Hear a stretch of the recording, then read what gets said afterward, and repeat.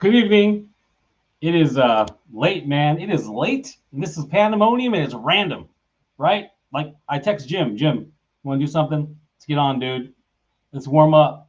Jim and I are doing the Tornado World Series, the great and the greatest foosball man, media personality ever, Jim Stevens. And I have I guess, the inglorious distinction of being described by him as the best and the worst color man he's ever worked with. And I'm flattered either way because it's very difficult. He's worked with some bad ones, he's worked with some good ones, and I've probably been bad more than I've been good. But I'm his guy at the World Series, and we're totally jazzed up about it. Dude, I'm just like, let's go, man. Here comes Jim Stevens right now. Let's go. And it's cool. You got the memo on the sweatshirt as well, buddy. Good job. Dude. Um, no, it's this is a historic event. And hi, everybody. It's great to be on with Mark. And of course, as Mark said, Mark truly is the greatest color man I've ever had, except for the other times when he is the worst. Absolutely true. The other True story. 70% of the time. And many of you who have followed Inside Foods over the years have seen that from him. There's that window right in there where he is phenomenal until anyway. But it's great that this is kind of a warm up for us. It's been about 7 months since I've worked a tournament, and I know Mark and I have not worked together in a minute. Yeah. But it's a little bit of a warm up tonight. Also, of course, if you don't have any plans for this weekend, come on down to Dallas. Come on down and check out this historic event, the first really true international world championship World Series event held here in the United States on Tornado. And Mark, I know I am looking forward to hanging out with you all weekend and hanging out with the viewers as well, because we're going to bring them wall-to-wall action from this historic event. Dude, like let's talk a minute. You're bringing some in tow with you. What's happening, man? I mean, what's happening? Come on. Well, my wife, when I obviously, those of you who know the story about how I met my wife back in Atlanta in 2008 when she won an event, came up to buy the videos. She hit the winning shot, came up to buy the videos, and we ended up meeting and then communicating by email and then phone and then having kids and our 13th marriage anniversary coming up here in July. But she's a player, and she was a member of Team USA for the World Cup team and World Series event, World Championship Series, as they were called then, internationally. And she's a heck of a player and played for Team USA. And so the kids are at an age now, Mark, where, they're 12 and 10. In fact, my son will be 10 Monday. And now we've told that story as well about how I was at the tournament. Amy called me and said, hey, I think it's time. She was 8.5 months pregnant, 8 3/4 months pregnant. She said, I think it's time. I fly home. She says, false alarm. But eventually, as I'm driving home on the Monday evening from the Texas State Championships on this very weekend, I get the phone call that the water is broken and that Kian, my son, is on the way. And this Monday will be his 10th birthday. And he will be there. He will be there. We're going to get him on the air with us because I told him, I said to him, he's a baseball player. He loves baseball, as I do. We are baseball men. I told him, dude, if you want to become a baseball play-by-play announcer, I will make that happen. We will make that happen if you want to do it. He loves baseball. He loves the idea of that. And I told him, I said, look, I can, we're going to do it the right way. We're going to go to the broadcasting school. But I can teach you how to really, bring play-by-play.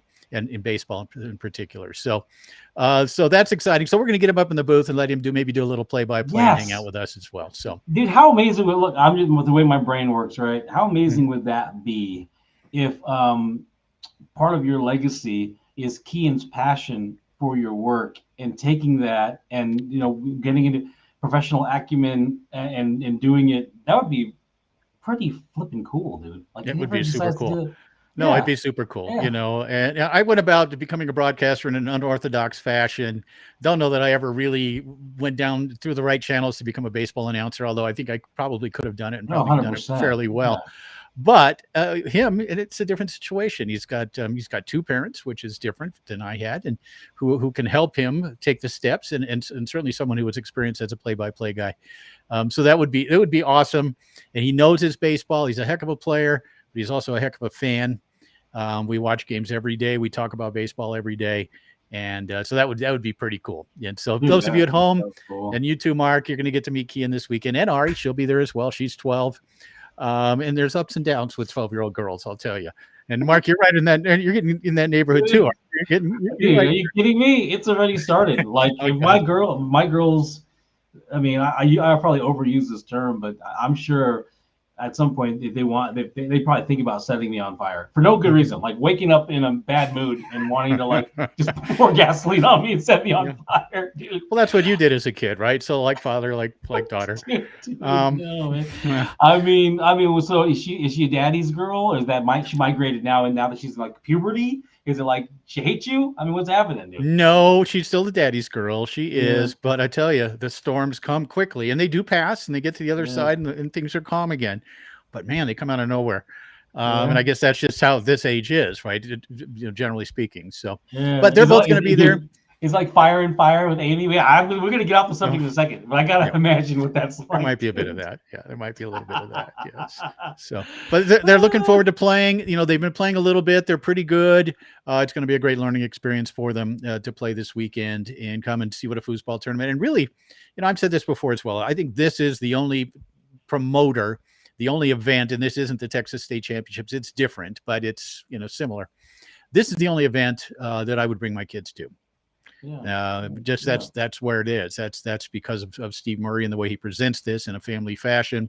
Always plenty to do, and so I'm looking forward to it. It's that time, and I've warned them. I said, look, you're going to see some things. All right, it's a foosball tournament. You guys are going to maybe see some things and hear some things you've never heard before. If you have any questions, just come ask Dad or Mom what that means or what that is that they're doing. And the other one we also warned them. We said, we don't have Protectoflex on most of the tables there as we do at home. So especially Kian is going to be 6'4" eventually, but right now he's like 4'7", right? Yeah. Maybe 4'2". He's a little guy. So he's Trevor Park. Rods are right here. Height. He's Trevor's height, Trevor, a little about shorter same than height me. as Trevor. A little shorter than me. A little shorter than you.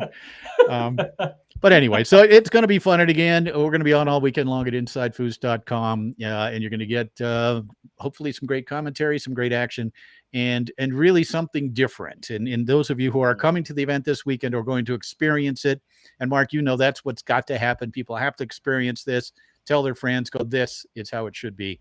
Whether it's the format, the presentation, which will be so professionally done, as you folks will see, that it's really, really exciting for me to think about that. Working with you, working with this professional foosball production team from Europe, and with, of course, Mr. Steve Murray and this great event, and having my family come as well.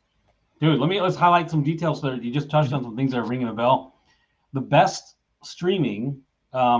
Technical streaming delivery in the world is Foosball TV out of Europe. They have the best delivery, and they have streamed to more people than anybody by a mile. I mean, they've streamed to hundreds of thousands of people. They streamed at the ITSF World Series. They are incredible streamers, and they're coming to do the production. So they're coming over. You get the podium, man. You get to just focus on what you are great at, which is presenting foosball and making it relatable and articulating the minutiae of the game. You get to just focus on that. When we've worked together in the past, from the very beginning, I could never understand the multitasking. Like, it was enough to make me nauseous. You were an octopus. You were turning things on and plugging things in with your toes, man. And you're like hitting it. You're just in time and you're switching and you're doing all this. And I'm like, holy cow, how does this guy do this? And then I'd have a drink. And I have another drink. And I ruin your broadcast by my eighth drink. But dude, we get to focus on foosball. We get to bring the best streamers in the country. Yeah, and you think about it, the combination of the production and hopefully some high quality commentary as well. I think could make this certainly one of the great foosball presentations and productions I think ever presented anywhere. Yeah, there are some questions in chat that. And so one of the questions is, will this weekend stream be free? If paid, will it be of the same production value as? Let me just put it up there. Yeah, I can see it. Yeah. Well, let me. Part of it absolutely will be free, but I want to dispel a couple of things first of all. Yeah, I have some things to say on that as well. Yeah, I'll just please. I'll go first, and then I want you to follow up, because I love it when you close things out. Streaming is, for all intents and purposes, is a community service. You don't really make enough, especially with a big level production. You don't make enough to cover everyone's hotels and everyone's flights and everyone's production. It was a different situation when Jim was able to manage his own production. He was able to manage his margins, and he was able to do a way to deliver a service. But it wasn't like he was never going to be a millionaire doing it. So here, let me summate this so you could go, Jim. It's going to be the best quality production around. Will it be free? It's not going to be. The parts of it will not be free, but it's not going to be profitable. What I want to bridge to is this: we have absolute respect for anybody who's streaming, whether it's Foosball TV, which is the best stream in the world, Foosball Sports Network, or Modern Foosball. Those are all incredible streams. They're not competition. None of those streams are competition. There's a fallacy because none of these streams are profitable. And so Inside Foos doesn't consider Modern Foosball or Foosball TV or Foosball Sports Network competition. That's like calling the Goodwill and Salvation Army competition. It's all free. I mean, there's all in the red, dude. So it's going to be incredible production. But you think about what the expenses are: flying people from Germany, the equipment, the streaming. It's all in the red. Anyway, Jim, I want you to take over, please. No, and that's true. And there's such a thing as streaming. There these days, people and promoters and players are streaming from events all around the world, right? Setting up a camera, maybe two, having some cool graphics, etc. But that's a little different than I think what Inside Foos traditionally has done. We for the most part, I would be in that booth commentating 8 or 10 or 12 hours a day, right?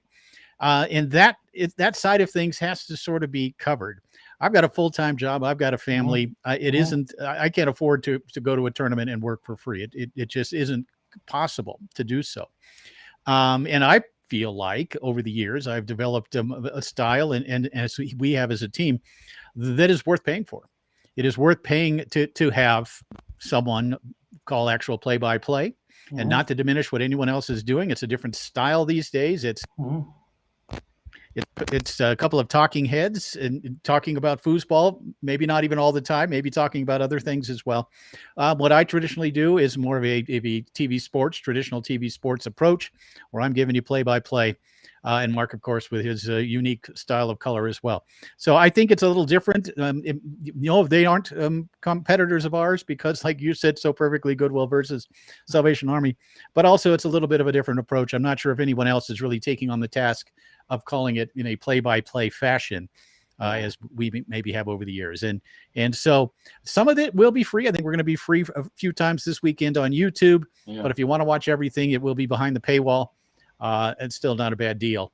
Get it for a month, and if you don't like it, don't cancel your subscription. But for a month, for the price of a month, you're going to get a heck of a show. Yeah, and I will say this too, and I mean this sincerely as an equity holder at Inside Foos. If you can afford to deliver a high quality stream for free, you should do all the tournaments. You should have all the tournaments, because if you figured out a way, you got some revenue somewhere where you can pay the people per diems, pay for the hotel, pay for the flights, pay for the equipment, manage all the expenses and all the detail, which is thousands of dollars. If you're Bruce Wayne, or you just got some kind of foosball revenue generating vertical, you should do all the tournaments. You should do them all. I mean, I've never made a penny from Inside Foos, and I don't really expect to. So, I mean, that's my humble opinion is, yeah, I mean, you can afford, if Modern Foosball can do every single foosball tournament for free, or whatever, they have the cash and they just want to spend the cash to do it, God bless you. Do them all. That's my that's my opinion. That. Anyway, let's talk about, dude, let's get some housekeeping down, Doug. Like you're a push kick maestro. We got to talk about this. Oh, I'm going to show you this. I'm going to bring this up, and I want to get your opinion on something. Okay. All right, because there's a debate going, and I think that people. I want you to watch this shot, Jim. A Bonzini. The Bonzini. I've shot a push kick on Bonzini a few times, if that's what this is. Oh my goodness, look at that.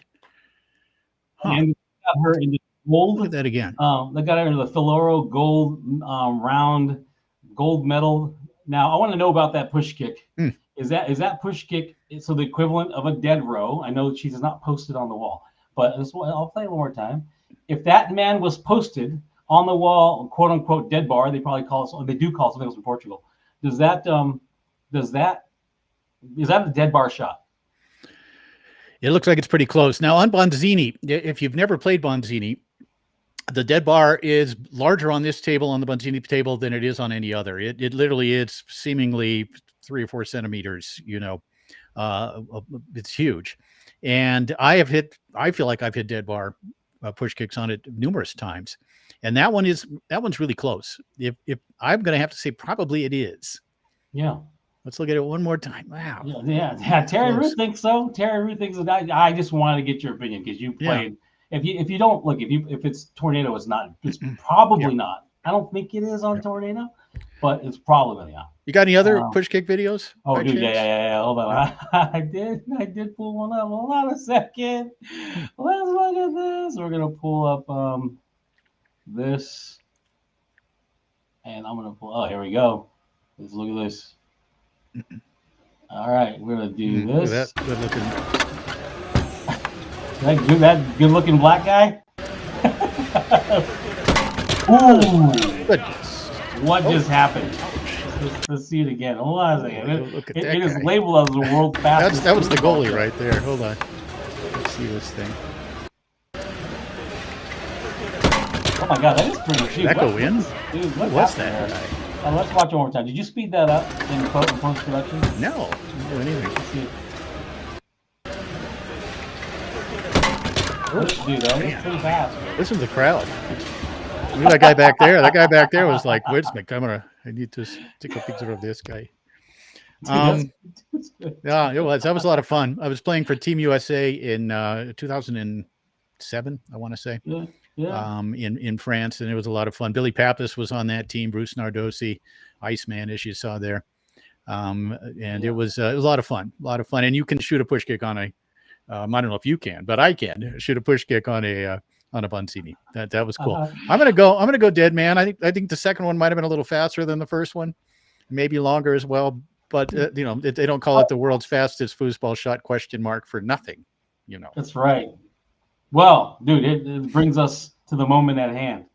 I found a good match, and it's the Leonhart Singles Championship, and it's in German. From this year? This year. It's Tony. Well, let's just play it in the background, and we're gonna take them down to a volume of 1. Okay. And we're going to dude, we're gonna do this match, dude. And we're gonna just do our thing as a kind of a Tony versus who's there? He is. There's the great Tony Spredeman. You know Felix Dross? Felix Drusa, yeah. Okay, you pronounced it, of course you did. Dude, it's just how do you want to do this, man? You want to just like do some bumblebee? Well, we can do a little, talking about Tony, right? You had him on the show last week. You called him the GOAT on Tornado, no question about that. He's the greatest player in the history of Tornado foosball. I don't think there's any debate on that anymore. Fred would be there with him, but Tony's record's just ridiculous. But now Tony, living in Romania, playing on all the European tables, is he destined maybe to become, maybe not what Fred did, maybe not the greatest multi-table player, all-around player of all time, but maybe number 2? Maybe he's headed for number. I think we kind of have Pappas there, and Atha and a few of these other guys, but Tony is more than just a Tornado player these days as we get game number 1 underway. Yeah, I think he's set up to do it. He's playing on all the tables, right? He's got sponsors. He's doing stuff. And Tony is just so strong, right? He's going to figure it out no matter what. He's going to be tough. He's going to be competitive. He plays every ball, and he steals it away here from Drusa. I have not seen this match yet. Me neither. Yeah, and I'm assuming it's 3 out of 5. But Tony's going to adapt. That's something we saw when he played for Team USA. If he needed to pass on the near side, if he needed to shoot something a little different, he was going to do it, whatever it took to win. He is going up against a very talented young German player who isn't all that young anymore. Felix has been around for a number of years now. But the Germans, and there's going to be a few of them there this weekend. I know Amy is going to be playing with a German player in mixed doubles. Would you say that of the international tables, Tony's game translates the best to Leonhart? Yeah, I think there's no question about it. He already has one world championship, a World Series win on Tornado. It is the most similar, I suppose you'd say. I don't know that Tony is ever going to win a Garlando or a Bunzini world title. I wouldn't put it past him, however. And there's the pass to the 5 and into the corner. Watch this again. The pass, Tony's so good at picking it up, does rattle it off a couple of men, but that is a designed play by the great Spredeman. Drusa, nifty ball handling. Mm-hmm. Well, I think that's the one thing, Mark, that separates Tony from not only the Americans, but players internationally as well. It's just the desire, the will to win, the experience. Is there a more experienced player anywhere? He's got all those intangibles working for him as well. Whether he's as adept on this table as Felix Drusa is remains to be seen. But the intangibles, I think, fall completely on Tony's side. He made some great points, man. And when you talk about the player, he's besides Todd, right? What other players have played at his level for the duration? Even going back to the incredible players from the 70s, it was a 3 to 5 year window of excellence, right? So he's, I mean, he's on one table, by the way. We're talking 23 years now with Tony. 23 years, if you can believe that. If you guys can remember young Tony Spredeman and what he did in 2001 and 02 and 03, and the rest is history, of course. But yeah, Lafredo, of course, is in a class of his own as far as longevity goes. But very few players have been able to put up the numbers for this amount of time. And here's Drusa going far side. Spredeman up 3-2 here in this first game. Now it's going to be fun to get back out there, Mark, as Tony will call a timeout, leading 3-2 here in game one. But this, I think, I was trying to remember, this is, I have not worked a tournament since early November of 2023. And what is that, 7 months? More than 7 months? Yeah. I think that's I've gone in 30 years, 33 years working tournaments without actually getting out on tour. So it'd be fun to get out. Dude, that's amazing. And for me, I've actually have no interest in doing color. I've got excited about this event because it's inaugural and I'm working with you. But other than that, even when I was doing it, especially without you over the black, I haven't had any interest. I don't really, I'd rather just hang out, right? So for someone else, it hasn't been an interest of mine to do color, but this is the Tornado inaugural World Series. And who knows what tomorrow brings. So we're going to put on a good show. Yep. I'll be on my best behavior for as long as I can. Don't worry about that so much. I'm not worried about it. We're going to have fun. It's Drusa now with a chance to even it up here in the first game. A bouncing rebound. We'll come back to Felix. Now, go ahead. Felix, Tony tried to bank that one off the inside wall. It bounces up into the air and off the table. Watch this. Didn't miss it by much. Kind of slid along that near wall. And Tony knows it was there. Yeah. And you'll notice, like Foosball TV, they've been doing instant replay, and they have all the production treats in there, timeouts and game score and names, and they do an incredible production for the modern equipment and yeah, they do. Detail. Yeah, and finding a tight hole. Looks like he split the defense there, even at 3 here in this first game. Felix Drusa, a member of that young German class that included players like Thomas Haas, who won the World Championship in 2017, and Raphael Hempel will be in Germany. Rather, the German player will be in Dallas this weekend. He's playing with my wife Amy in mixed doubles. Very really? What a sick! He's a good player, dude. Yeah, he's really good. He's really good. It was just funny. We did a and there's Tony with a left hand closing out game number 1. Watch this. He picks it, brings it over, and fires it home. So good with both hands from every rod and every angle. Tony Spredeman leading 1-0. And he tucked that. And it makes me wonder, if some of these shots are percentage shots where he just went past the man and tucked it back. And he's probably thinking, pretty decent shot to clear. But, I mean, I don't know, man. That's just like instinctive and, all the goods, because he just got past that 2-bar and tucked that ball to the short hole. So. Well, Spredeman up 1-0 as he looks for his second career Leonhart world title. Did you watch? So I don't know. You're very busy, Jim. Did you have a chance to watch the production? I did. I started to watch a couple of minutes of it, and then the dog pooped on the carpet. I had to go clean it up. You fell asleep, dude. No, Tony, you're always great, and Tony's always really good in those situations. He is such a good interview. Dude, he loved it, and he wants to do more. He loved it. But Mm-hmm. we watched the final with Fred that he lost in 02. Mm. And it was good, man, because he like all the mannerisms. The difference is he was about 70 pounds heavier, an inch shorter, right? But all the Yeah, mannerisms are the same, they're dude. The still hat there, backward, the hopping, like everything, all the little things, right? stalking away from the table. Yeah, Yeah, angry as hell. yeah. But he has never taken a ball off. And here's Drusa striking first here in game 2. But he plays every ball, and you cannot say that. I don't know if you can say that about any other player. I mean, obviously Fred would be the other one.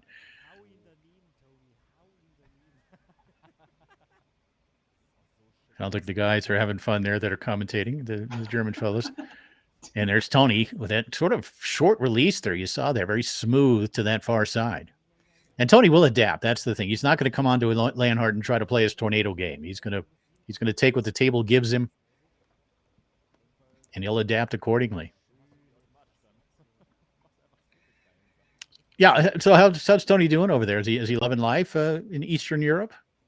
He yes. I mean, from the stream, it sounds like he's rediscovered his passion and love for foosball because right he's playing every type of table. He has to reinvent his game. He's got to reinvent himself really within foosball. He's got to reinvent himself. And he says, and we were offline for like another 15 minutes after the broadcast, and he's talking about how much more gratifying foosball is now that he's playing all these tables.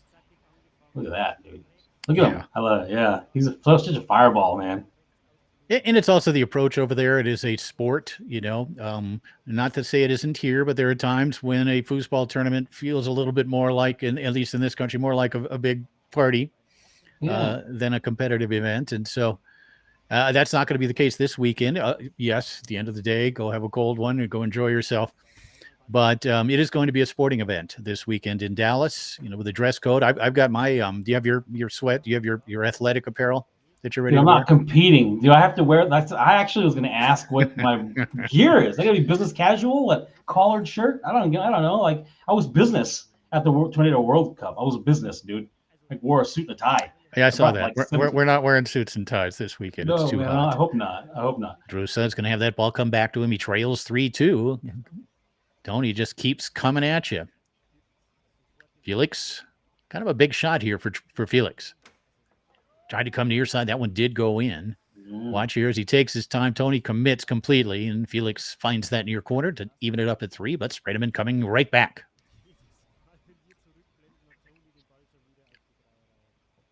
Tony down the middle. Watch this. The hitch to the far side to make sure that hole opens up. It does. That's good. And he drills it. I don't know. Yeah, it feels good. It feels natural. I've always said I could probably commentate in my sleep, and I think I have several times, actually. I'm sure you joked about it. Yeah. But that's the other thing, too. There's been situations where I've done a final at 11 in the morning on a Monday, after being up all night.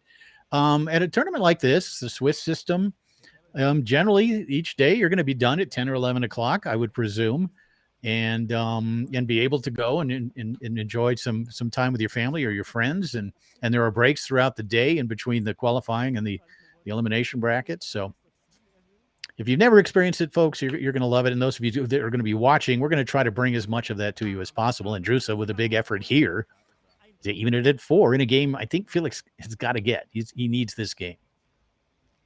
As soon as there's a break, I'm going to pull a comment up just because I think it's funny. One of the comments chat. Okay, let me pull this up real quick and address that. Timeout. Even at 4 here in game 2. It says, no, this is a person who doesn't know anything about business. No, I paid literally hundreds of dollars in subscription costs. Saying it's free is disrespectful to paying customers. Your ability to be profitable is not the responsibility of subscribers. Let me help you out here. Inside Foods is not profitable and hasn't been profitable for as long as I'm involved in it. So that answers your question. It's not profitable. Yeah, and I guess, I guess he's referring, or he or she is referring to offering a free stream for a few hours during a day. Is that the part that's insulting? No, I don't think so. I think it's saying it's free is disrespectful to paying customers. Maybe my comment was taken out of, what a great shot. Let me get back. Let me see. Yeah, Drusa, it's even it up, and the German commentators are celebrating in the background. So I think the misunderstanding is that Inside Foods is in the red.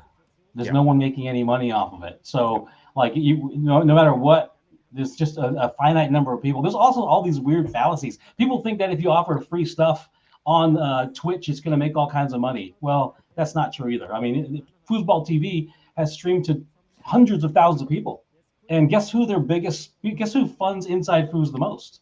I mean, guess who funds Foosball TV the most? It's us. Inside Foods funds Foosball TV. So it's not. It's just not. Listen, you keep mentioning it like it's the responsibility of the customer and the business is profitable. It isn't. Well, this is kind of circular. You keep mentioning that it's the responsibility of the customer that the company is profitable. The company's not profitable. Very often not been of quality to justify $7.99. Well, then so this. I mean, this is someone who also doesn't understand business. Then people will unsubscribe, and Inside Foods will go bankrupt. And so we could put this away. You know, one of the most painful, masochistic things I do, Jim, is talk about business with people that don't understand business. It's painful. Let's get out of this conversation, man. Yeah, and we've always worked with what we've had to work with internet connections, et cetera, and tried to bring the best possible, product that we could. It isn't always possible. We don't always have control over streams. And Yeah, there, and that ball's going to be awarded to Tony. Perfect example. There were a bunch of complaints about the internet connection for Modern Foosball, and it happened for them too. It was like there was a bunch, and I felt badly for them. They got a taste of what it's like to try to stream in unknown conditions with random internet. Mm-hmm. And Tony worked that ball beautifully. Takes his time. Watch this. Walks, and then cuts it down the middle. He's up 1-0. We're even at one game apiece. Boy, at the end of that first game, you say you turned down the audio for the German commentators, but I could hear them celebrating that win by Drusa. Yeah, dude, you should the World Cup, it's hilarious. It's the French and the Germans and the Americans, and we're trying to show as much equity as possible. Oh, look at that. Where did that one got through? Let's have a look here. As he tried to bring it near side. Oh, that went around. Far side, rather. He did get it out there and around. Yeah. Yeah, I've always tried. I've worked 8 World Cup events. As Tony able to find the back of the goal here, he's up again on a 2-1. I'm so blind.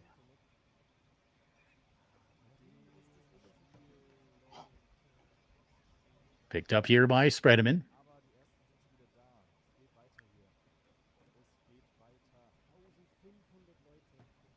Tony looking for a 2-goal lead. There have not been many of those. Get another chance here.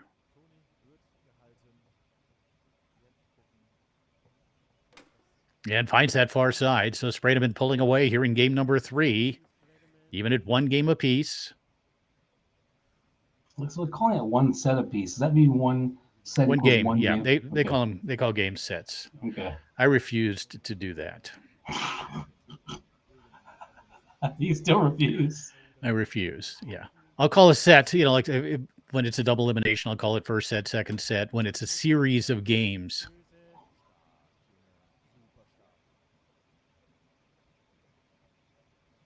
You got a comment from Modern Foods. Sorry, whoever's representing Modern Foods, that was something I heard from somebody, so I should probably qualify. If I mistakenly described internet, I don't even know who it was. I wouldn't say anyway, but someone was telling me. I'm being compassionate. I heard there was issues. I heard there was. I mean, I don't watch foosball outside of their control, and there always is. And they know it. Anyone who's ever produced foosball and ever streamed foosball, and I started streaming foosball in the mid 2000s. Now, almost 20 years ago was the first time I ever streamed at 15 frames per second. Nice rebound here by Drusa, who sends this one. Tony with a nice block, but Drusa there to angle it in, and we're even at 3. But there's always gremlins. There are always gremlins, and in dealing with internet issues, there's no guarantees on what you're going to get when you show up at a hotel. It's just the things you have to adapt to. Spredeman now will shoot for the lead. Try to take it out to the far side. Drusa with the block. It'll spin back to Tony again. Spredeman looking to surge ahead 4-3 here in game 3. But first, a timeout. Modern Foosball, I appreciate you being in the chat, man. I got to tell you, I don't watch foosball, but I love what you guys are doing. I think you guys have a great product, and I hope you guys are successful. I mean, truly, if you guys can get out there and do tournaments and figure out a way to manage your expenses, then you're just doing a better job than other streamers. And you should get as many tournaments as you can. And I mean that because, I mean, it's for me, it's just a service that you try to provide and try not to. And I've lost. I don't want to say lost. I've invested a lot of money I don't ever see coming back, and I'm fine with that. I'm resigned to that. And Jim knows firsthand that we put a lot of money into it, and it's I'm just happy to still be a part of foosball this many years later in my life. Right, Jim? I don't know if you have any. Surging ahead here is Drusa. He's up 4-3. Bring you back to foosball, Jim. Yeah, I never, I was able to come up with a business model that supported me, and allowed me to do it. And Tony coming right back to even it at 4. And I was able to do it for almost 30 years. But I didn't make a mint. I didn't make a lot of money. I don't have a 401k. Well, I do now, but I didn't then. And well, speaking of, you're doing really well professionally, right? I mean, you're doing. I mean, that's just. Here's Drusa. Yeah, let's look at this as he looks to claim a nice brace to that near side by Tony. Yeah, I work for a payroll company here in Durango. They're called the payroll department. Great place to work, and we handle almost 1,000 companies' payrolls here in the Four Corners area. Durango, located in the southwest corner of Colorado. On the post. Sorry. It's 2 blocks in a row from Tony. But no, I'm just living a life here in Durango, Mark, with the family. Going to baseball games and softball games and track meets and orchestra concerts and lovely, man. Yeah. And getting out a couple times a year to commentate a little foosball, which of course I still love doing. And especially an event like this weekend, another nice save there by Tony. Right now, Tony hanging in there with his defense. Not surprise me if it turns out to go his way here in game 3. Drusa has that one picked off and quickly flipped in far side. What a play by Sprademan. Defense leads to immediate offense, and he's up 2-1. A little flippy, man. Little inside foosball. Gosh, Mark, you look a lot taller and younger in this shot of us. Now I forgot what I was going to say. I had a great point to make, and now I've totally forgotten what it was. Oh, look at these guys. What are they? They're 30s? What the hell's happening here? We could be the fathers of these kids, right? Yeah, there's a chance, I suppose. Let me think back. No, maybe not. They've never seen us doing commentary from 03, 04. I don't know what we did back then. Yeah. It was goofy. It was great. It was good stuff. And right on through 05, 06, I think you were in the booth for the 06 World Final, I think, with Gummison and McMillan. And we had some great times. We did a lot of tournaments together, dude. There's a lot. In the archive, we did a lot. And it's when I think about how long ago it was, a lot of these guys and gals were kids. They're kids, right? Yep. Yeah, we're old, dude. Old and curmudgeonly. That's all right. Vince Scully, the great Dodger announcer, worked until he was like 90. He retired when he was like 90. Like 70 years. I think at one point, I thought I might go for about that long at one point, but. Dude, you let's be honest, you're better off now than ever. Come on, now it's a fun thing you do every once in a while. It's a fun thing I do every once in a while. Yeah. Right? Yep, for sure. And of course, anything Steve Murray is involved with, we're gonna, do everything we can to bring quality to the event, as he always does. Ooh, and with a left hand, Tony down the middle, and you see, trying to bring it home here. Watch this: left hand, back pin, far side, and the celebration. Oh, that's what I wanted to talk about. A little inside, behind the scenes stuff. With Inside Foods, we didn't have the capabilities of doing instant replay. Because it was me doing all the production. And really to do replay, you almost need one guy focused only on that, right? Well, these days you can do it with software. It's much easier. Back then we didn't have software. It would have had to have been a replay machine, which it was for Kazoom, the company that covered the World Series events and World Cups, and who I worked for a couple of years in the early 2010s. But one of the things I really loved was replays. I loved coming up with about a 6-second synopsis while that replay is going on, and being creative with it, not being repetitive with it. And so I'm Yeah. looking forward to that. I'm assuming we're going to have replay this weekend, Yeah, we just as will. we are here for this. But I always loved being able to go back and just a short little 3 to 6 second little synopsis of what just happened. And I really love the creativity of it. As Tony will set it up, have that one blocked up into the air and off the table. Let's look at that one again. You see Felix, 3-man defense, staying home on that shot down the middle and the fist pump. But I always love doing that. So I'm looking forward to that this weekend. And you take a few of them too, Of course. I'll okay. You get the next one. You got the next one. Next replay? I don't know. The next replay is yours. No, you don't think. You just empty your mind and you say whatever comes into it. That's all right, dude. That's why is my dad so disappointed in me? Hold on a second. Let's see. Oh, let's see. And Sprademan drilling that near corner. He's up 2-0. Dude, I can't do this. I need to hear you do a couple more, dude. Right. I need to hear you do a couple more. So Tony Sprademan, one of the great closers in the history of table soccer, up 2-1, trying to bring this one home and win his second career Leonhart World Series championship as he once again sets up the snake shot. Rocks finds that near side. It's 3-0 as he brings that point across with authority. Watch this. Don't watch this. Yeah. Nice high lane here by Drusa. Felix walks it and finds the back of the goal. And the commentators are rooting for him. I think I heard a come on. Did you hear that? Dude, they don't want an American winning their shit. No, and I touched on that a little earlier, and that one was in. It is championship point for Tony Sprademan. Watch this. Off one post and the other. That one was in. He is now a goal away from the World Series championship. I love how fiery he still is after all these years, man. No, I know. He's still so fiery, so committed. He's got a sense of urgency about him. I just love that about the guy. He's an ultimate competitor. It's such an unusual trait to have. Well, be able to not only be talented player, not the most talented, but a talented player, but be able to bring it every single ball, every single second. Pete Rose, if you're a baseball fan, you're in America, just going all out every ball, and he's going to wear you down. And he's been wearing players down now for 23 years.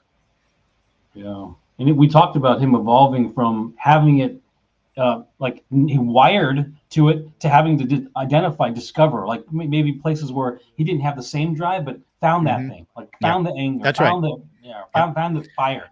You never wanted to poke him. You never wanted to do anything if you're his opponent, because he's looking for those little things, that he can find to fire him up. Yeah.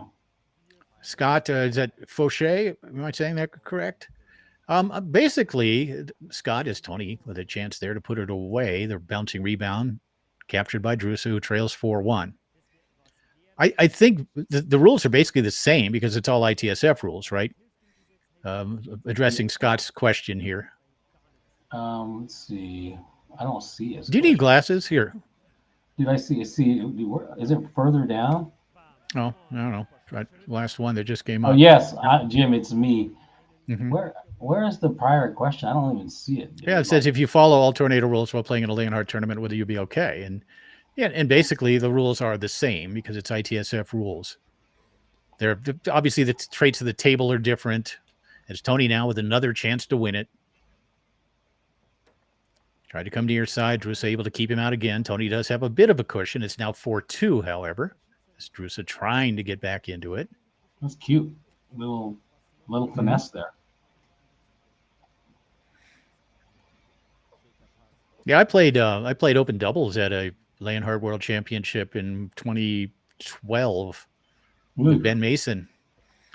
Mace out of England. And it's now 4-3 as here comes Drusa. And we actually we took 9th or 17th or something in open doubles. We did reach the elimination bracket and won a match, I think, maybe 2. I had a pretty good run. I just played goalie and hit some banks, and because it's a great banking table. You can clearly hear the Germans rooting for Felix. Oh, they're all over it, dude. I want to go tell Tony. I want to go tell him, hey, Tony, Yeah. you know, Can you hear these? Can you hear these yeah, guys? just to give him something to pump himself. But that's something we prided. We always I always prided myself in not being an American. You know, when I was at the World Cup or wherever, Yeah. being as fair as I could be, not rooting for anyone, and just appreciating great table soccer. Doing But it that's quietly, kind of right? a tradition of Los Angeles, where I'm from. Los Angeles announcers were never us and them. It was always, you know, always fairly broadcast. Tony's had some shots to put it away. This will be his fourth, I believe, effort to close it out. Another block by Drusa, who has fought his way back into it. Yeah. He's not going away, man. He's not going away. And I think these players, they know Tornado. They know on Tornado they'd get the floor. They'd be wiped. The floor would be wiped. But they want to. You know, they come after them on their table. Right? It's their table. Chance to tie it here. And that one's going to rattle in. It's 4-4. So all the way back, Tony's had 5 or 6 opportunities, and now with a bit of a fortunate effort. I've had the great pleasure of working. I think I did the math. I was thinking about it the other day. I think I've worked 23 tournaments in Germany.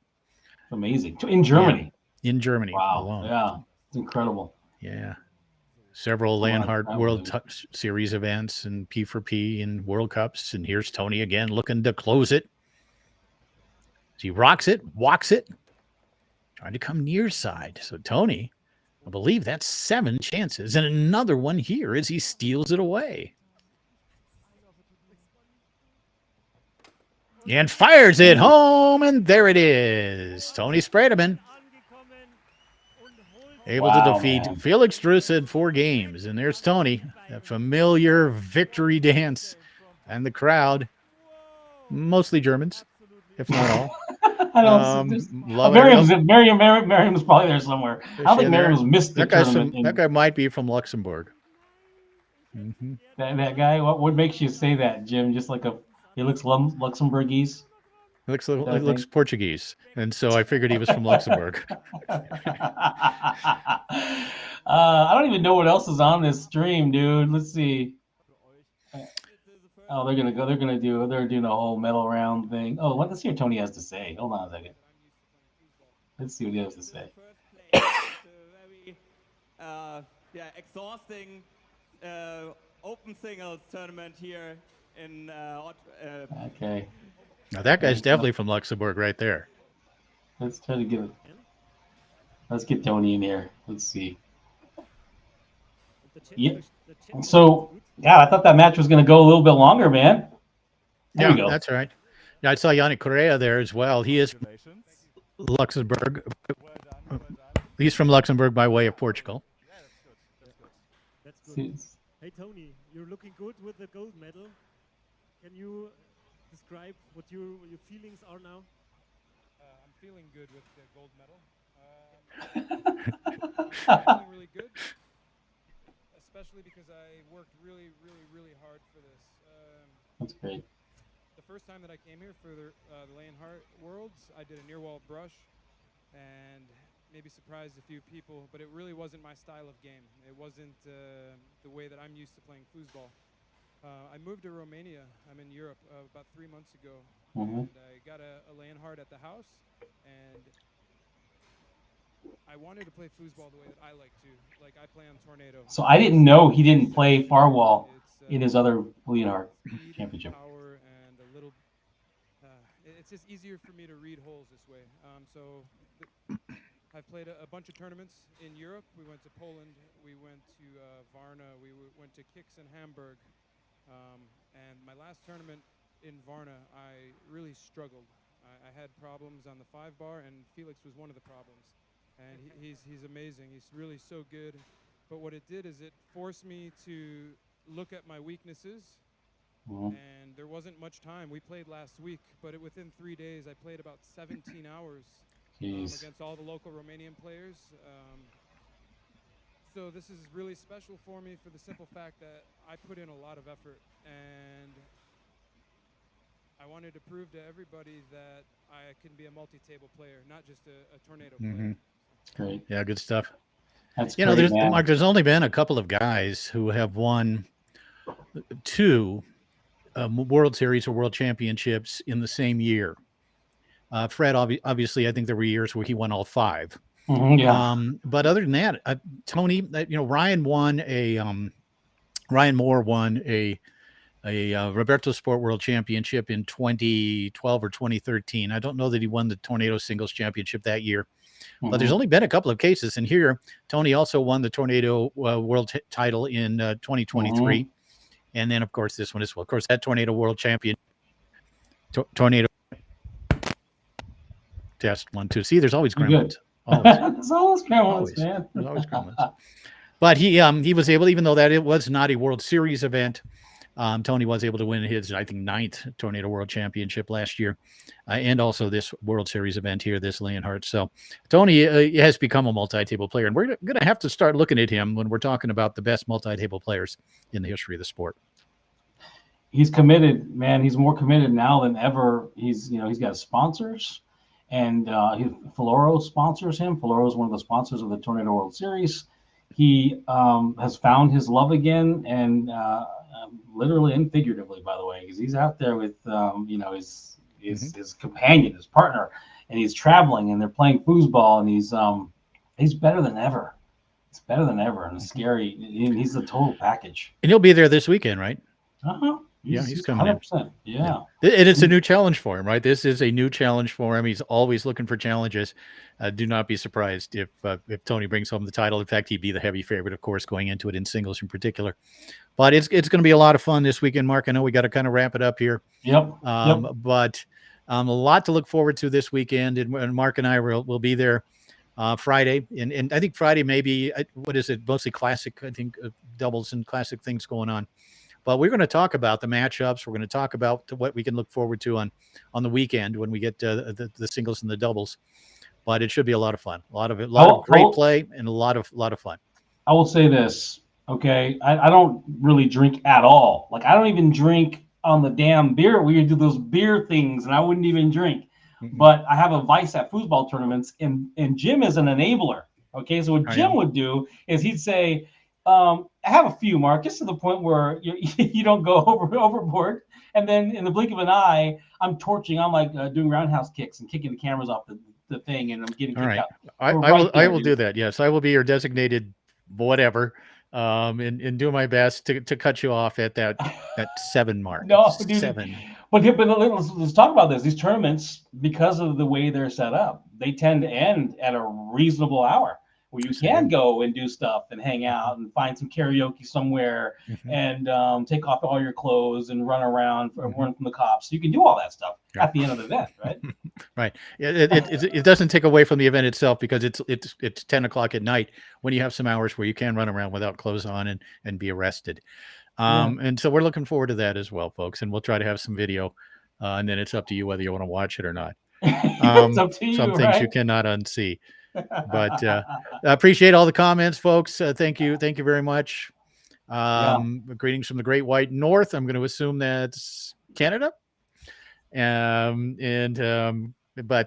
Hopefully a great crowd here this weekend, and hopefully a great viewership as well. And I think it's going to be entertaining.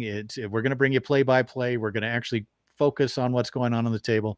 And also have some fun doing it. I'm going to bring you some nostalgia. Like, when I'm on top of my stuff and Jim's always on top of his stuff, it tends to be a great synergy and a synthesis of just banter and focused professional acumen. And I like to pretend like I don't know what's going on, because it's funner for me that way, but I kind of do know what's going on. So probably... That's T-Rob. That's Tom Robinson. That's who that is. The Great White North. I don't know, Albany. Is that really the Great White North, Tom? Come on. Did I hear, is Tom? But still, it's further north. We're just now. I live in Durango, Colorado, and we're just now starting to hit the mid 60s and in towards 70 is our highs. Still about 28 at home at night.